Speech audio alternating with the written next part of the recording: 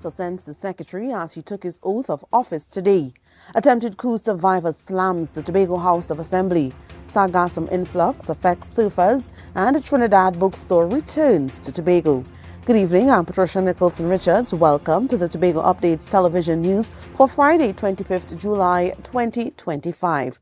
To our top story this evening. A key shuffle today in the Tobago House of Assembly as Chief Secretary Farley Augustine makes a strategic change to his executive team.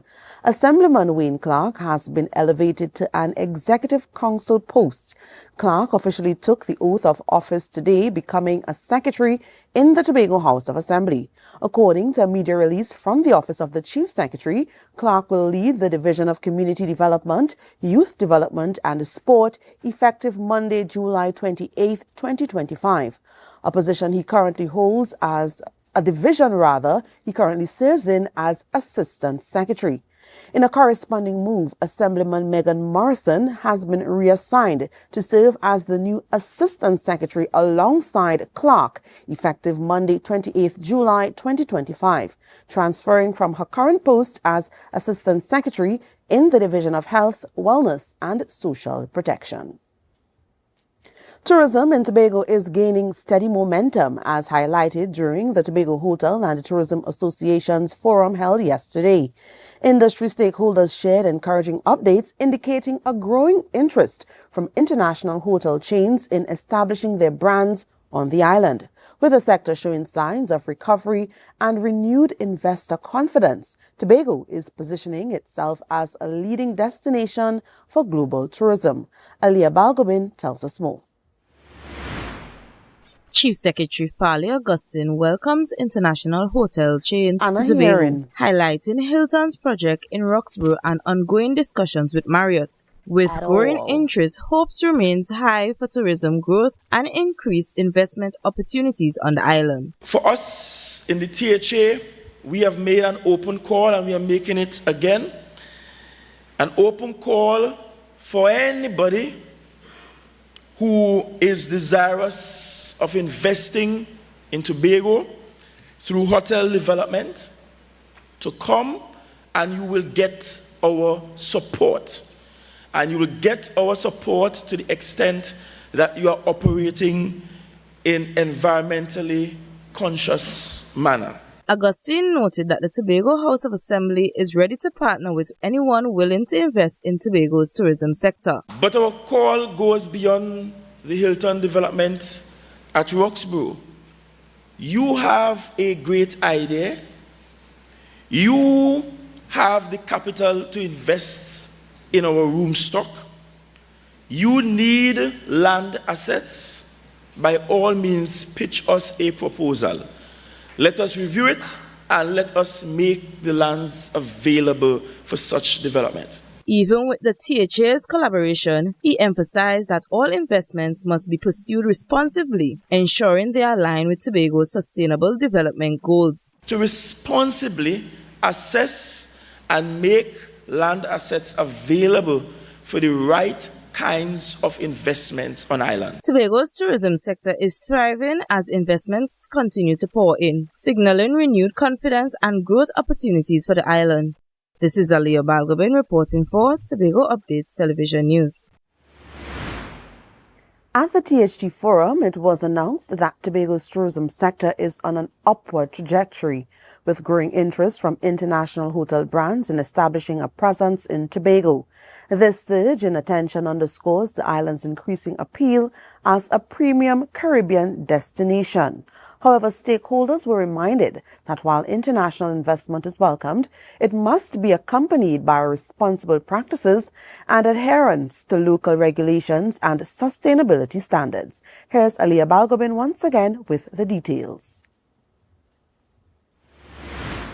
Chief Secretary Farley Augustine noted that the constant need to seek approval from the Minister of Finance for land-related matters in Tobago remains a significant challenge. And now might be a good time to also say that this government, this THA, is insistent that we reform the land license regime.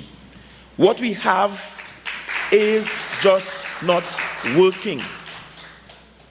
What we have now is that for a foreign investor to invest in this island, the Minister of Finance must give approval for purchasing or leasing or owning some land assets. While acknowledging the need for changes in land asset management, Augustine emphasized the importance of preserving Tobago's culture and history. He noted that there are many factors to consider when a hotel seeks to establish operations on the island. Major consideration was an environmental one.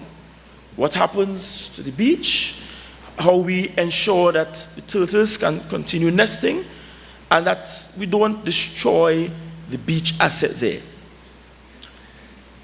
We sent the developers back with a simple homework. We say, go design a hotel that is respectful to those considerations.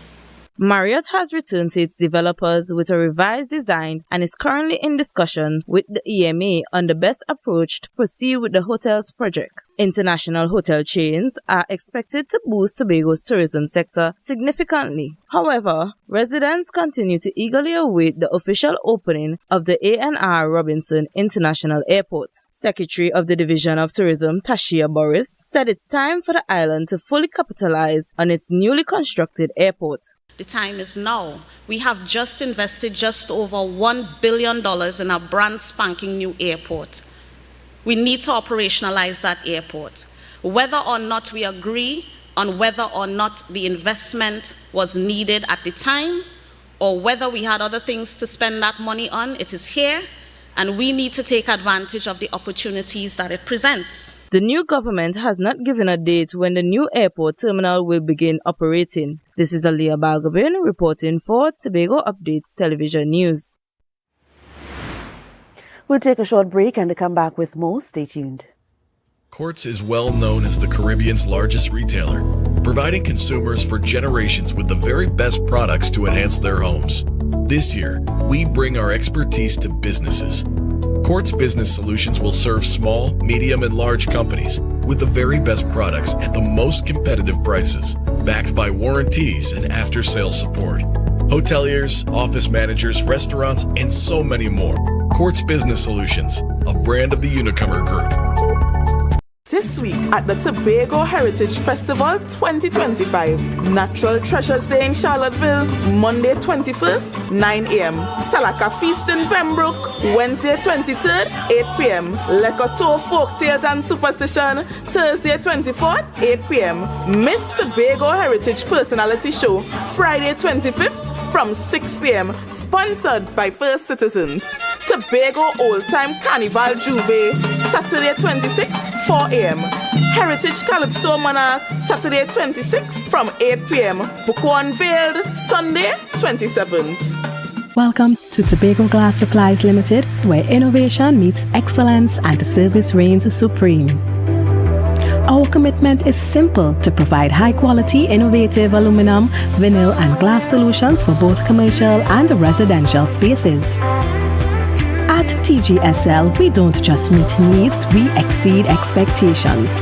Our range includes the finest aluminum cladding options, setting new standards in durability and style.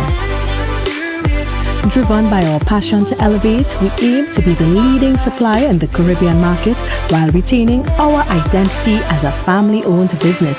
Because at Tobago Glass Supplies Limited, it's not just about products. It's about relationships, it's about you. Innovation, quality, service. That's Tobago Glass Supplies Limited.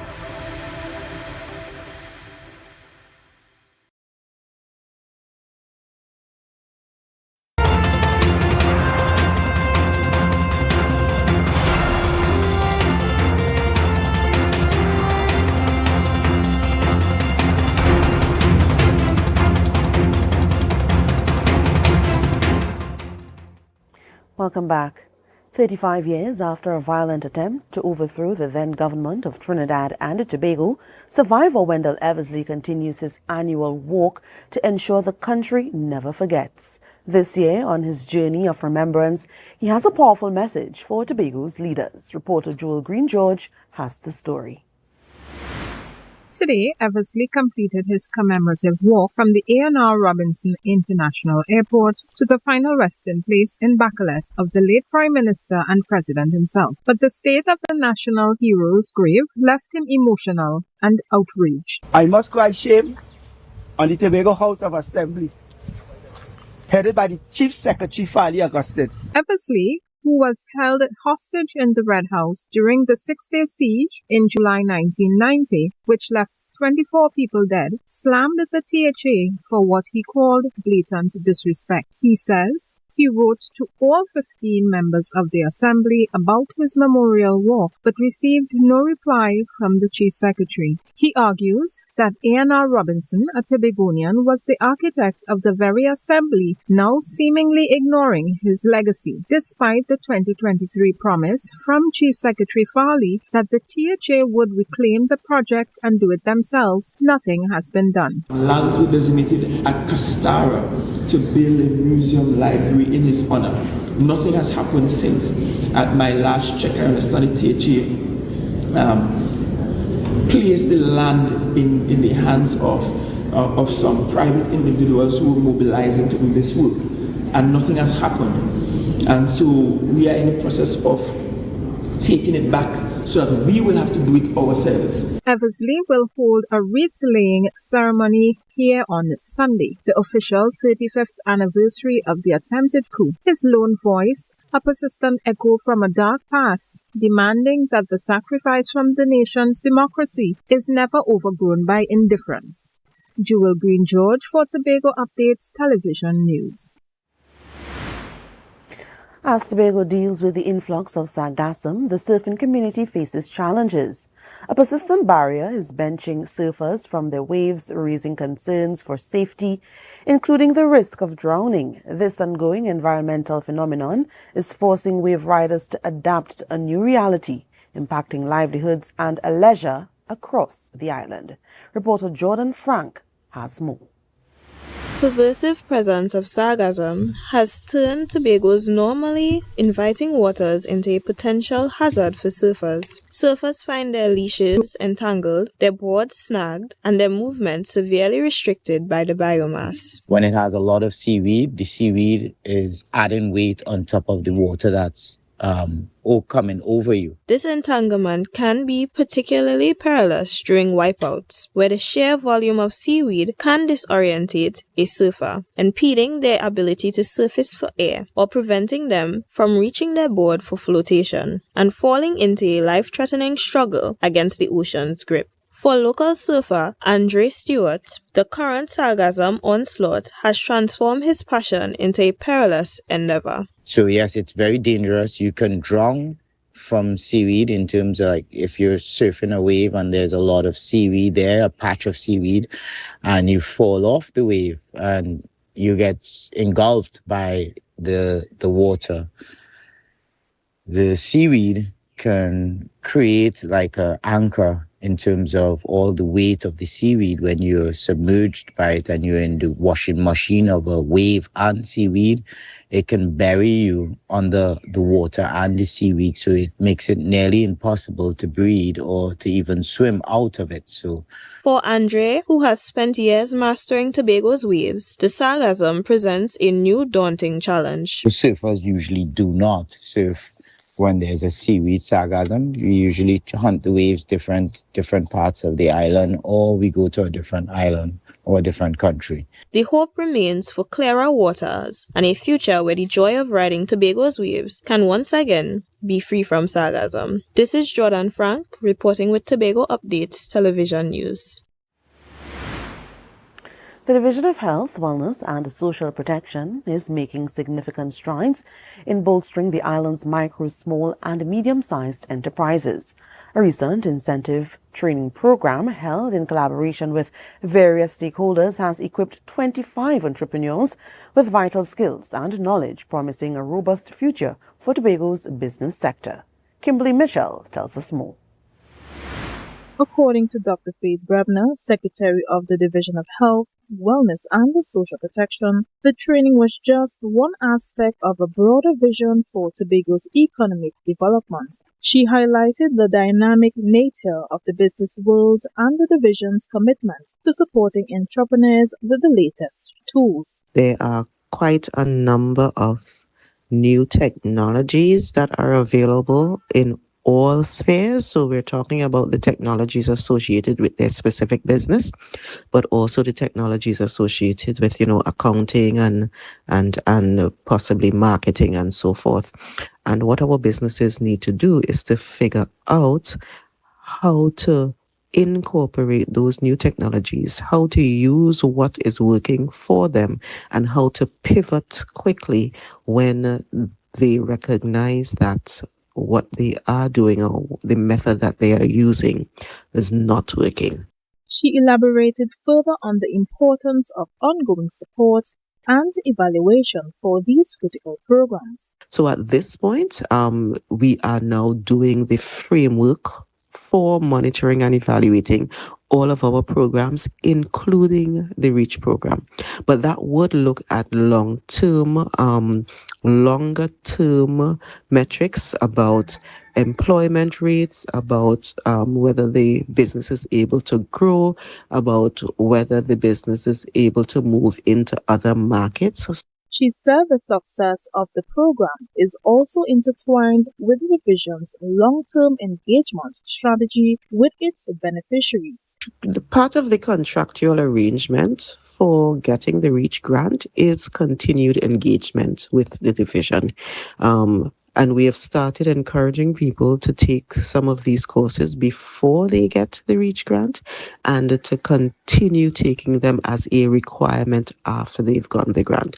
This ongoing relationship aims to provide continuous support and ensure the longevity of the businesses that benefit from the grant. All 25 participants who received certificates during the session have marked the successful completion of their training. I'm Kimberly Mitchell, reporting for Tobago Updates Television News.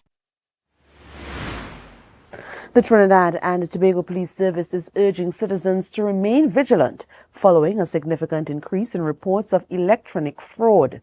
Despite ongoing public advisories, the TTPS Fraud Squad has recorded 48 new cases of fraudulent activity since May 16, 2025. These incidents, which follow a pattern of suspicious emails and text messages falsely claiming bank accounts, have been frozen, and urging recipients to click on links, have resulted in significant financial losses. The reported losses include some TT $2,836,936, $81,800 and $699 Jamaican dollars. A breakdown of the reports by location shows Port of Spain 14 reports, South Trinidad 27 reports, Eastern Division 4 reports, and Tobago 3 reports. The head of the fraud squad is re-emphasizing the critical advice. The public should not respond to any unsolicited messages or emails claiming to be from banks or other financial institutions.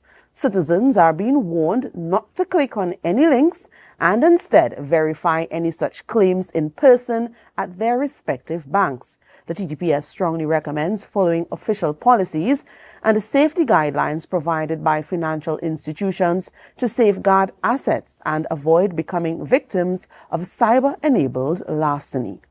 You're watching the Tobago Updates television news. Follow us on Facebook, Instagram, and YouTube at Tobago Updates. More news after this. My name is Kina Macmillan, your last year's third place winner and Miss Photogenic for last year's Miss Heritage Personality Show. And this year, I want to carry you with me for my Tobago Heritage experience. I'll be hosting with Tobago Updates, bringing you live coverage behind the scenes and also their giveaways, tickets to the heritage events, and a 2-night stay to the Manzolina Grand. so you need to stay locked on to Tobago updates on all their social media platforms. Keena Macmillan on Facebook and originalmedusa.tt on TikTok. My Tobago Heritage Experience with Tobago Updates. Stay tuned. Do something and roll back, come let me reel. I make a brush back. Do something and roll back, come let me reel. I make a brush back. Do something and do something. TNTech is pleased to advise that its Roxborough Service Centre has reopened. Starting Monday, 10th March, customers can once more visit the Roxborough Administrative Building to pay TNTech bills, request new connections, and more. TNTech, powering the nation into the next generation. This week at the Tobago Heritage Festival 2025, Natural Treasures Day in Charlottesville, Monday 21st, 9 a.m. Salaka Feast in Pembroke, Wednesday 23rd, 8 p.m. Lekoto Folk Tales and Superstition, Thursday 24th, 8 p.m. Miss Tobago Heritage Personality Show, Friday 25th, from 6 p.m. Sponsored by First Citizens. Tobago Old Time Carnival Juve, Saturday 26th, 4 a.m. Heritage Calypso Monarch, Saturday 26th from 8 p.m. Buko Unveiled, Sunday 27th.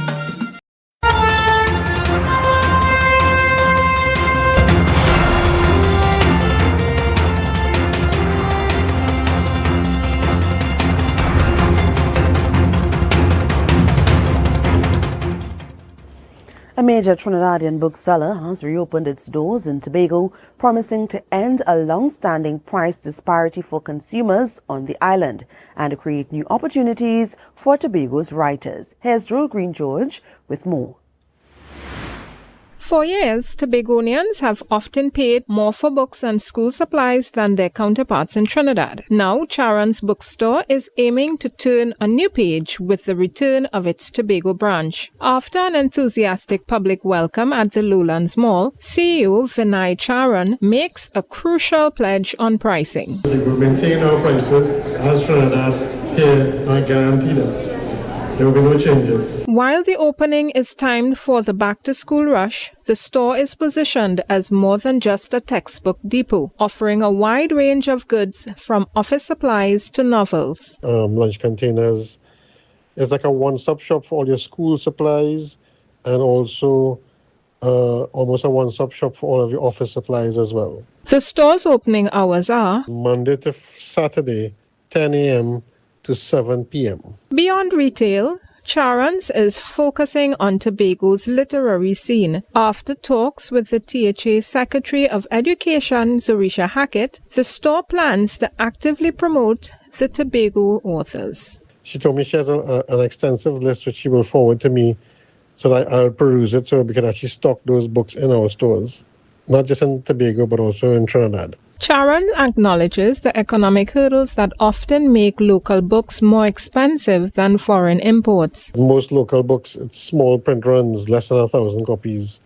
So therefore the print cost is high and the price ends up being costlier than books from abroad. To address this, the company is developing a specific program to help alleviate Tobagonian authors and illustrators. What best package we can offer to Tobagonian illustrators, Tobagonian authors, and see how best we can get them on the international stage. A dual strategy aimed at writing a new chapter for both consumers and creators in Tobago. Jewel Green George reporting for Tobago Updates Television News. The Trinidad and Tobago Hockey Board's withdrawal from the Pan American Cup in Uruguay was due to its failure to submit audited financial statements and adhere to funding policies, the Ministry of Sport and Youth Affairs has clarified. The ministry expressed disappointment, revealing that Sport TT identified multiple breaches, including delayed funding requests and outstanding reimbursements totaling over $88,000. Despite Sport TT's willingness to collaborate, the TTHB withdrew without notice. Minister Philip Watts emphasized that athletes are the ones who pay the price for such financial and compliance failure. The weekend weather report is up next. Stay tuned. Hair goals, we've got them. At S&R Hair Fantasy, we provide a wide variety of quality hair, the latest hair accessories, adult toys, skin lightening products, female underwear, and much more under one roof. Check us out on Shelbourne Street in Plymouth or call us at 317-0808. We're open Monday through Saturday, 10 a.m. to 6 p.m. S&R Hair Fantasy for queens who know exactly what they want. Hello, New York! Are you ready to celebrate the essence of Crusoe land and the culture of Tobago? Well, get ready for Tobago Day in New York City, hosted by the Tobago Empowerment and Alliance Mission, Sunday, August 17, 2025, Nazareth High School Courtyard, 475 East 57th Street, Brooklyn, New York, 12 noon to 8 p.m. We bring the Tobago vibes to the Big Apple. Live music, Tobago food, cultural performances, and family fun. So bring Tanty, Granny, the uncle, invite the whole neighborhood. Just bring everybody and bring your significant other too. Come celebrate Tobago Day in New York City, Sunday, August 17th, Nazareth High School Courtyard. Oh, hey, I forget to tell all you, it's we 10th anniversary celebration. For more information, call 929-327-7857 or check Team's Facebook and Instagram pages, Team Tobago Day. This week at the Tobago Heritage Festival 2025, Natural Treasures Day in Charlottesville, Monday 21st, 9 a.m. Salaka Feast in Pembroke, Wednesday 23rd, 8 p.m. Lekoto Folk Tales and Superstition, Thursday 24th, 8 p.m.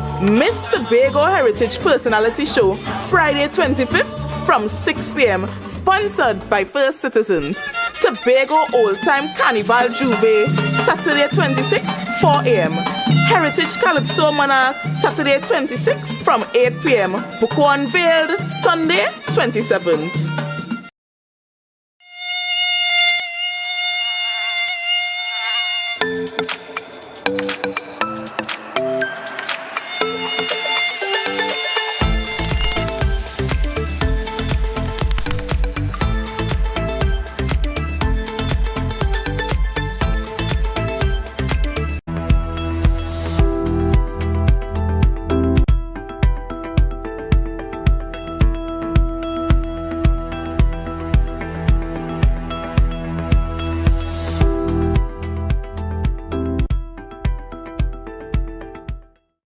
Here's the weather prediction for tonight into the weekend. Partly cloudy with a few showery spells and the low chance of the odd thunderstorm mainly towards dawn.